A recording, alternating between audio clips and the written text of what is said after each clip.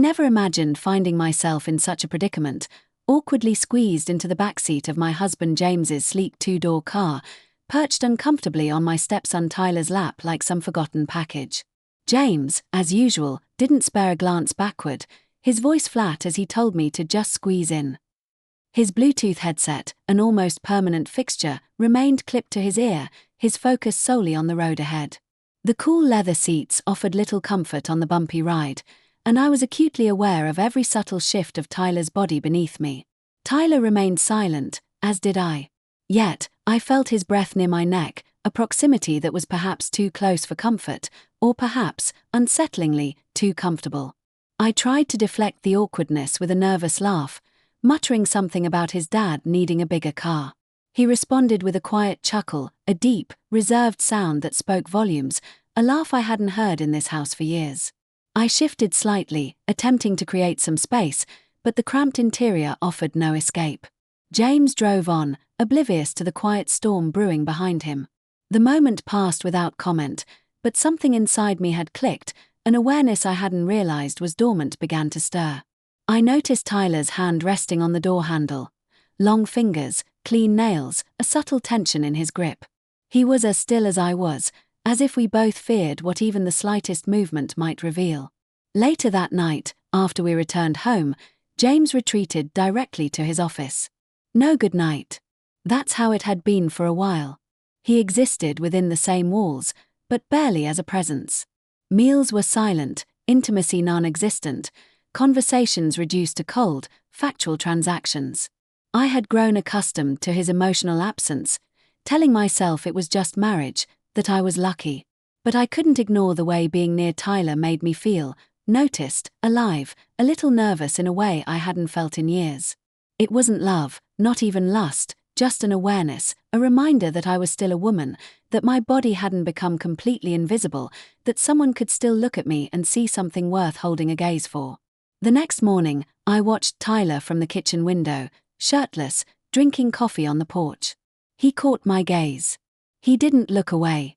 That evening, James returned late from a business dinner, barely acknowledging us before heading straight to the bedroom.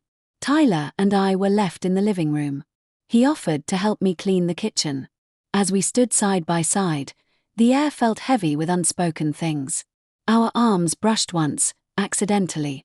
Neither of us flinched. I went to bed early that night. James was already asleep, snoring softly. I lay there in the dark, the silence louder than ever. I didn't know what I was thinking, but I couldn't stop replaying that moment in the car, the closeness, the quiet heat, the fact that James never even looked in the mirror. The memory of that car ride lingered longer than it should have. I kept telling myself it was innocent, just circumstance, but something had shifted. After that, Tyler became more present, more aware. Or perhaps, I was the one who had started noticing everything. He'd find reasons to linger in the kitchen when I was cooking, small talk evolving into longer conversations. He'd offer to help fold laundry or reach something from a high shelf. I knew I should set boundaries, but I didn't. I let it happen. I welcomed the attention. He looked at me like I mattered, something my husband hadn't done in years. I started dressing differently, subtle changes, softer fabrics, slightly fitted tops, spritzes of perfume I hadn't worn in ages. Nothing too obvious, but enough that I felt like myself again, not just James's wife, Tyler's stepmother. I started feeling like a woman. One night, James came home late again, reeking of scotch and stale conversation. He barely made it to the couch before passing out. Tyler was in the living room, headphones in, studying. I brought him a glass of water, and he took it with a quiet thank you, looking directly into my eyes. There was nothing suggestive in the words, but something about the way he looked at me made it hard to breathe. That night, I lay awake thinking about that look, not in guilt, not yet, just confusion. Days blurred into each other. James was either absent or indifferent. Tyler was attentive in all the ways his father wasn't. He noticed when I changed my hair, when I reorganized the pantry, when I looked tired. He remembered how I took my tea. He asked about my day. I told myself it was nothing. I told myself he was just being kind. Then one evening, we were both in the backyard.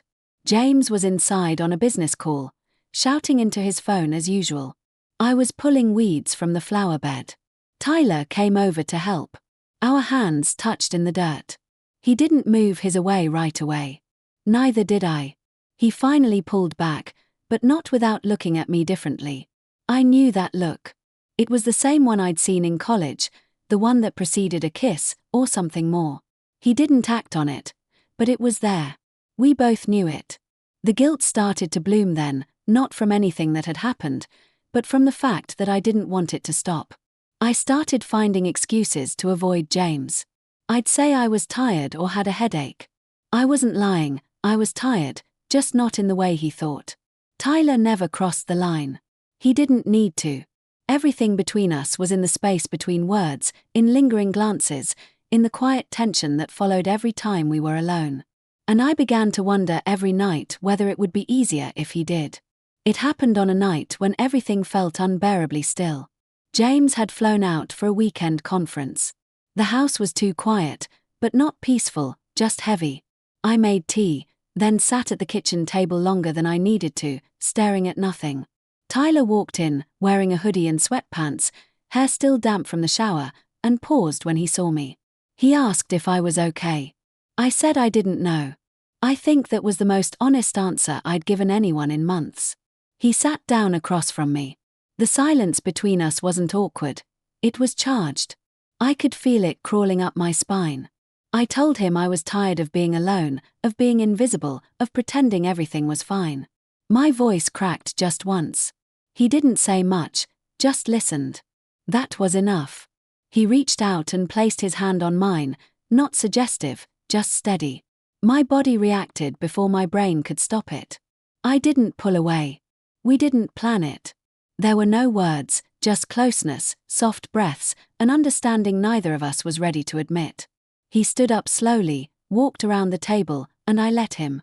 He knelt beside me, and I looked into his eyes, terrified of what I was about to do, but more terrified of what it meant that I wanted to. I didn't feel young again. I didn't feel reckless. I felt seen, wanted, the things I used to associate with being alive. His hands were tentative at first, respectful, like he was waiting for me to stop him. I didn't. Every kiss felt like a question, every touch an answer I'd been aching to give.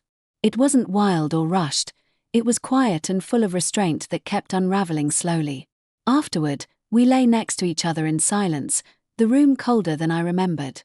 I couldn't look at him. He didn't try to touch me again. There was no conversation, no dramatic declarations, just breathing, heavy, shaky, real. Eventually, he got dressed and left without a word. I stayed where I was, wrapped in sheets that didn't belong to me anymore.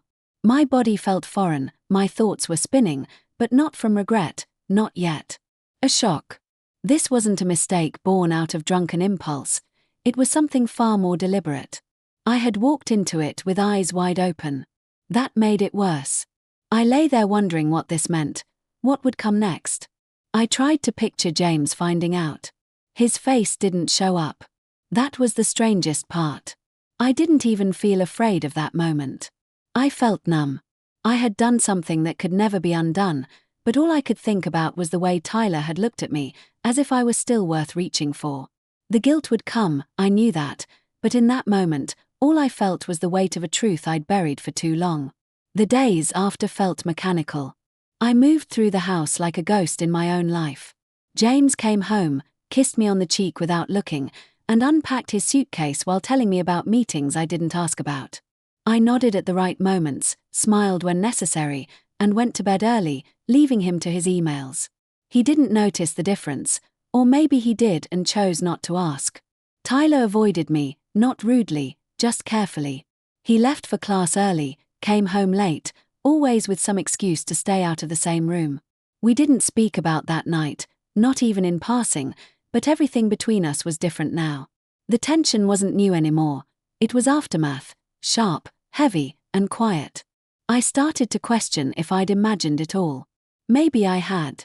Maybe I wanted so badly to feel something again that I convinced myself it mattered.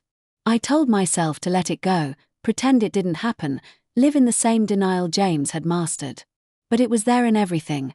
How I couldn't look Tyler in the eye, how I flinched at James's touch, how silence filled the spaces where guilt should have screamed. One afternoon, I came home and found a glass from Tyler's room in the dishwasher. Just that. Nothing unusual, but it hit me like a wave. I stared at it, trembling, as if it held evidence no one else could see. I felt the heat of shame creep up my neck, but it wasn't about getting caught. It was about the fact that I had no idea who I was anymore. James started noticing my distance. He asked if something was wrong. I said I was tired.